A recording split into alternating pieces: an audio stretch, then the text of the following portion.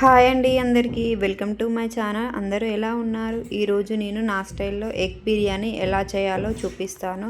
ముందుగా నేను 3 ఎగ్స్ తీసుకొని వాటిని 20 మినిట్స్ వరకు ఉడకబెట్టుకొని వాటి పొట్టు తీసి పక్కన పెట్టుకున్నాను. తర్వాత నేను ఒక ఆనియన్ తీసుకొని వాటిని ముక్కలుగా కట్ చేసుకున్నాను.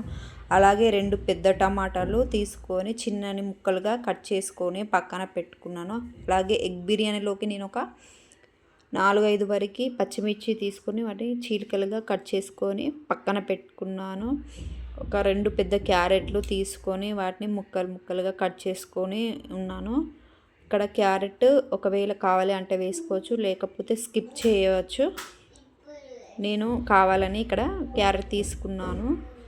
చూడండి, ఈ విధంగా ఆనియన్స్, పచ్చిమిర్చి, క్యారెట్ ముక్కలు, టమాటా ముక్కలు, అలాగే పుదీనా ఆకులు కూడా కడిగి పక్కన పెట్టుకున్నాను. అలాగే ఉడికిన కోడిగుడ్లు ఘాట్లు పెట్టుకున్నాను.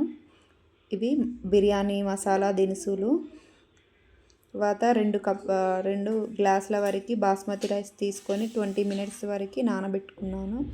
తర్వాత ఒక మూకుడు తీసుకొని అందులో ఆయిల్ వేసుకొని అది వేడెక్కాక బిర్యానీకి కావాల్సిన మసాలాలు, పచ్చిమిర్చి, అలాగే క్యారెట్ ముక్కలు, పుదీనా కూడా వేసుకొని వేయించుకున్నాను. తర్వాత ఆనియన్ ముక్కలు కూడా వేసుకొని బాగా ఫ్రై చేసుకున్నాను.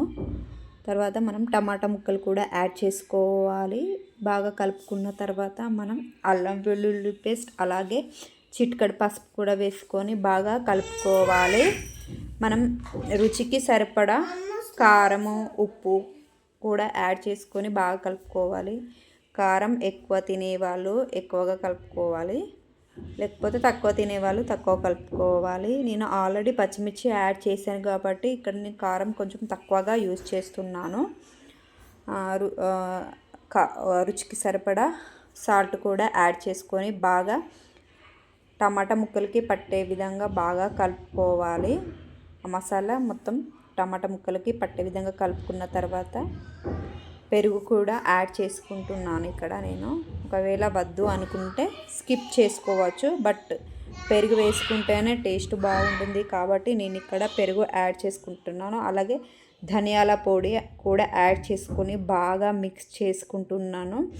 ఇందులోకి మనం నానబెట్టిన 2 గ్లాస్ బాస్మతి రైస్ కూడా వేసుకొని బాగా కలుపుకోవాలి. మొత్తం మసాలా మొత్తం పట్టే విధంగా ఇలా పైకి కిందికి అనుకుంటా మనం బాగా కలుపుకోవాలి.